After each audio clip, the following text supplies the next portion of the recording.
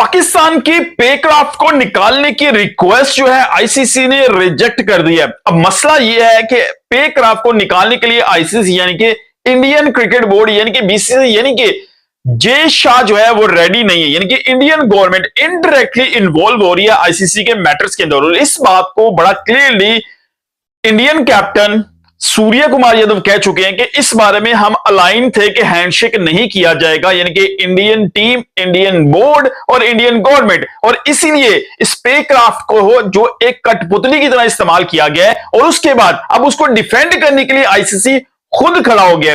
PCB की इस request के बाद कि भाई साहब पेक्राफ्ट को इस एशिया कप से रिमूव किया जाए, आईसीसी ने इस रिक्वेस्ट को रिजेक्ट कर दिया। और यह कहा गया है कि यहां तक रिक्वेस्ट दी गई, एक्सेप्ट की गई है कि शायद पाकिस्तान के मैचेस में उसको मैच रेफरी नहीं लगाया जाएगा। लेकिन अब ये पेक्राफ्ट साहब जो हैं ये पास्ट में भी कारनामे अंजाम दे चुके हैं पाकिस्तान के खिलाफ। शुएब मलिक का एक्शन रिपोर्ट करना हो, मोहम्मद हफीज का एक्शन रिपोर्ट करना हो या सईद अजमल का एक्शन रिपोर्ट करना हो, और ये बंदा पाकिस्तान के खिलाफ पहले भी कार्रवाई करता रहा है। और इस दफा बहुत क्लियर है कि भाई साहब ये कठपुतली की तरह इस्तेमाल हुआ है, ये पुपट की तरह नजर आया। इसको एडवाइस किया गया, इसको रिक्वेस्ट नहीं किया गया, इसको ऑर्डर्स दिए गए। भाई साहब अगर आपको अपना करियर प्यारा है, ये डेफिनेटली इसी तरह की सिचुएशन बनी होगी, तो भाई साहब जितना आपका करियर रह गया और जितना पैसा मजीद कमाना चाहते हैं तो ये काम आपने करना है। इसीलिए उसने इस पाकिस्तान इंडिया मैच के अंदर दोनों कैप्टन को, बल्कि पाकिस्तान के कैप्टन को कहा कि भाई हैंडशेक नहीं किया जाएगा,